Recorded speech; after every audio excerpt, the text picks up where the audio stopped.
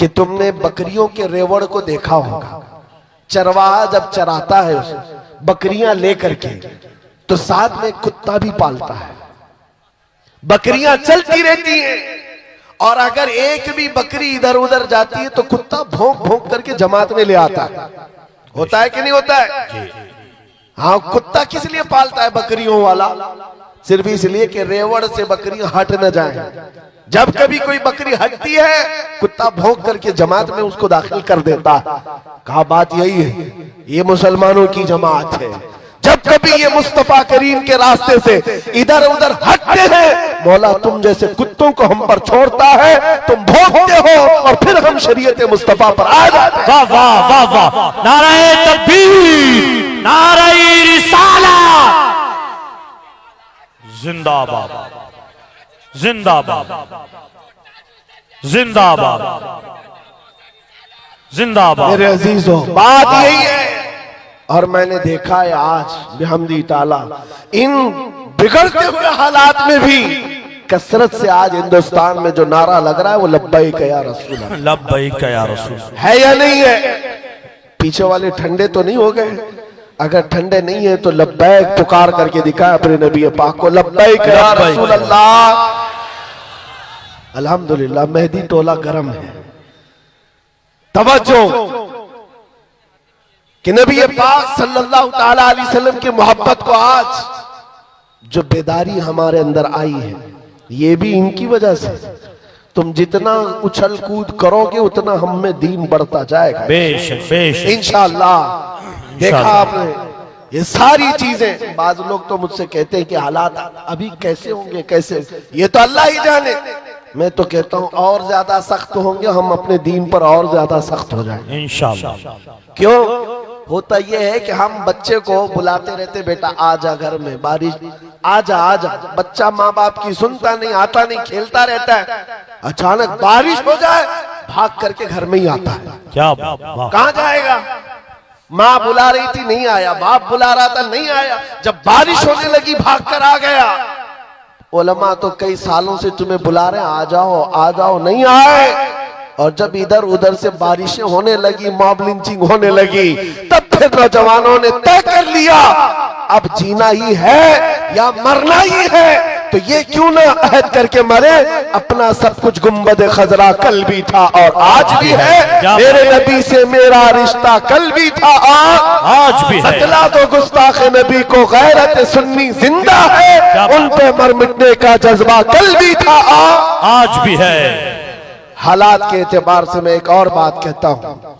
हमारे मुंबई में एक ऑटो ड्राइवर है, बेचारे आकर हमसे कहने लगे कि हजरत हालात बहुत संगीन हो गए, अब तो दाढ़ी मुंडाने की इजाजत तो होनी चाहिए इन हालात में। तो मैं कहा हाँ, अचानक कहा मसलहत के तौर पर।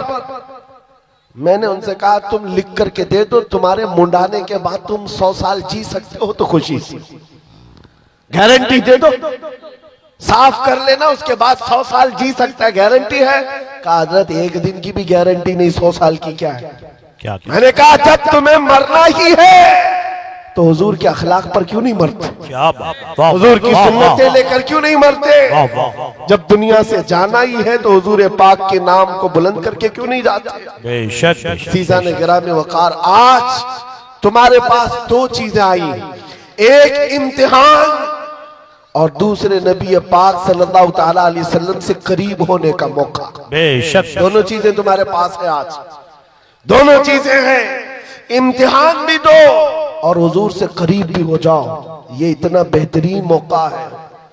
मैं अक्सर अपनी तकरीरों में कहता हूं, उनकी बात करो हर दिल पे राज करो। बेशक बेशक बेशक। जो इज्जतें मिलती है ना वो हुजूर की बात करने से मिलती है, नबी पाक सल्लल्लाहु अलैहि वसल्लम के चर्चे से मिलती है।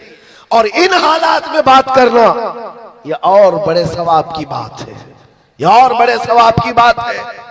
जहां जहां पर रोक लगेगी, अगर दीन इस्लाम की बात आए, अभी असद इकबाल साहब जो पढ़ रहे थे, उनकी जब बात आ जाए तो फिर हस्ती क्या चीज है, जिंदगी क्या चीज है। सहाबा किराम रिदवानुल्लाह ताला अलैहिम अजमाइन को आपने नहीं देखा? अल्लाह अकबर, एक खातून हुजूर की बारगाह में 1.5 साल का बच्चा लेकर आ गई थी। जंग में जाने के वक्त जिहाद में जा रहे साहबा 1.5 साल का बच्चा लेकर आई। कहा का इसको कबूल कर ले। कहा इसको क्या करें? कहा मेरे शोहर भी नहीं, मेरा और कोई नहीं सिवाय इस 1.5 साल के बच्चे के दूध पीता है। कहा क्यों ले आई? कहा सारी औरतें अपने जवान बेटे मदीने में आपके साथ भेज रही हैं, मेरे घर में कोई नहीं था जो आपके नाम पर लुटा सकूं, ये बच्चा ले आई।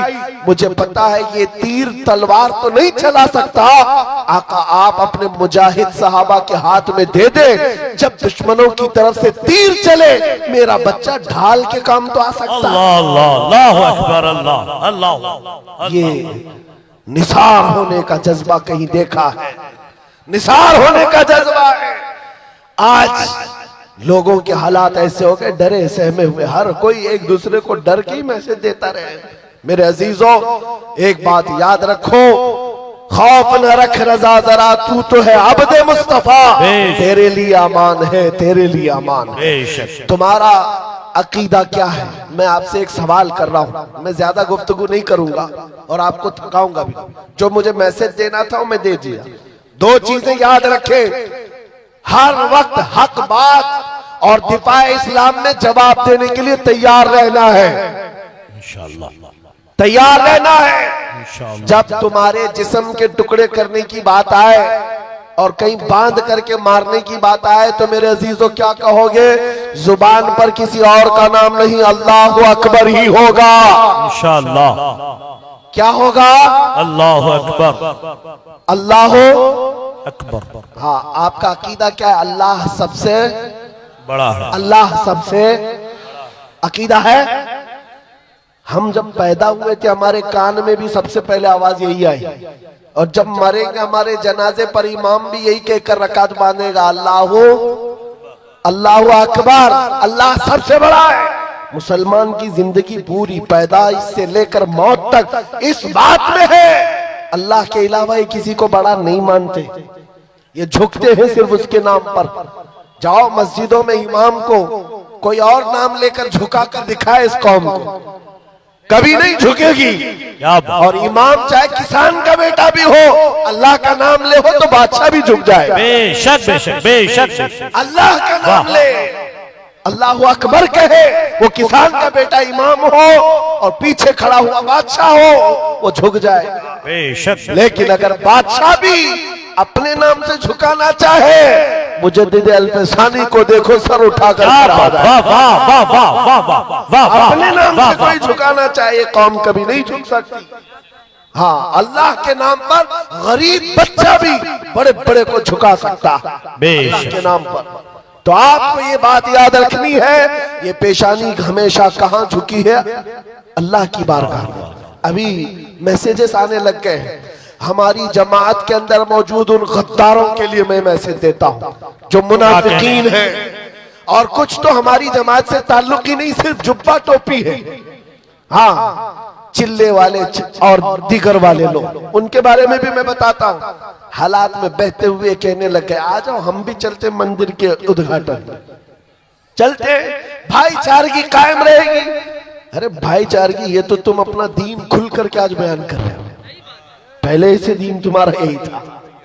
कभी राम नबी, कभी कृष्ण नबी, कभी पता नहीं कौन कौन नबी, ये सारी बातें आती रहती रही। लोगों की चापलूसी के लिए, वक्त के हुकूमत पर बैठे हुए चापलूसी के लिए, उनका फजला खाने के लिए दीन तक बदल गए। मगर मेरे अजीजों नौजवानों, इतनी बात याद रखो, तुम्हारा ईमान इतना सस्ता नहीं है कि 5 साल की नशेड़ी हुकूमत के हाथों बेच दो। हमारे बुजुर्गों का ईमान ये था, मुरादाबाद के किफायत अली काफी को 7 दिन तक अंग्रेज जिस्म पर स्त्री फेरते थे, गरम स्त्री फेरते थे, चमड़ी जल गई थी, और जब रात होती थी जली हुई चमड़ी पर नमक छिड़कते थे, पूछते थे किफायत अली काफी, आजा हमारी हुकूमत में मनसब दे दिया जाएगा, ओहदा दे दिया जाएगा। उस वक्त किफायत अली काफी कहते थे, मेरा दीन इतना सस्ता नहीं है कि चमड़ी के जल जाने पर मैं अपना दीन का सौदा कर लूं। अंग्रेजों ने कहा, फिर तैयार हो जाओ सूली पर चढ़ने के लिए। खुशी खुशी कबूल कर लिया, सूली पर चढ़ाया गया है। है फांसी के फंदे पर। जानते हो किफायत अली काफी, अल्लामा किफायत अली काफी को जब फांसी पर ले जाया जा रहा था, अंग्रेजों ने पूछा तुम्हारी जिंदगी खत्म हो गई, अब बताओ कोई आखिरी ख्वाहिश है? किफायत अली काफी ने कहा एक ख्वाहिश है कि मरने से पहले नाते रसूल पढ़ करके जाओ, नाते रसूल पढ़ करके जाओ। और पढ़ा भी तो क्या खूब पढ़ा, यूं कहा कोई गुल बाकी रहेगा न चमन रह जाएगा, पर रसूलुल्लाह का दीने हसन रह जाएगा। सब फना हो जाएंगे काफी वो, लेकिन हश्र तक नाम हजरत का जुबानों पर चलन रह जाएगा। ये हमारे आबा व अजदाद, हमारे बुजुर्गों का दीन है, जो चमड़ी छिल जाने पर भी मेरे अजीजों दीन का सौदा नहीं करते थे। और ये तो 5 साल 10 साल की बात है ना। अकबर बादशाह की हुकूमत पता है आपको 40 साल से ज्यादा चली। हाँ, मुगल बादशाह जो पूरा दीन बेजार घर में मंदिर बना चुका था और उसने नया दीन कायम कर दिया, दीन इलाही, और इसके खिलाफ जो खड़ा होता उसको मार दिया जाता। लेकिन हालात को देख करके हो सकता है औरों ने खामोशी इख्तियार की होगी।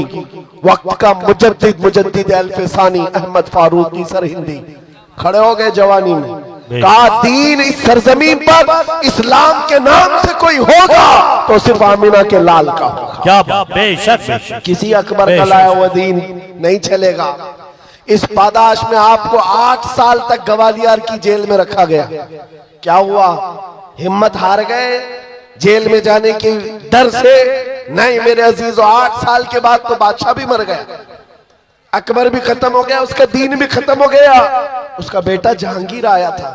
जब पूछा गया कि ये जेल के हालात क्या है ग्वालियर के, सुनो अजीब बात है, एक कासिद आकर के कहता है एक मौलवी को आपके बाबा ने, आपके बाप ने 8 साल पहले कैद किया था। अब हालात ऐसे हैं 700 कैदियों को तो उसने जेल में आलिम बना दिया है। वाह वाह, सुभान अल्लाह, सुभान अल्लाह, सुभान अल्लाह। ये दीन इस्लाम के शहदाई है, वो सिपाही है, वो जहां रहेंगे मेरे मुस्तफा के निजाम की बात करेंगे, क्या बात, जहां होंगे हक का ऐलान करते रहेंगे। आज तो हम यहाँ बैठे हैं, कल दार पर चढ़ेंगे तब भी यही कलमा कहेंगे इंशाअल्लाह। न घबराओ मुसलमानों, खुदा की शान बाकी है, अभी इस्लाम जिंदा है, अभी कुरान बाकी है। ये जालिम काफिर क्या समझते हैं जो रोज हमसे उलझते हैं, अभी करबला का आखिरी मैदान बाकी है। बेशक बेशक, वाह वाह। आपको घबराने की जरूरत नहीं है, डर के साथ जीने की जरूरत नहीं है, लेकिन जरूरत है तो इस बात की कि शायर इस्लाम को खुल करके अमल करो।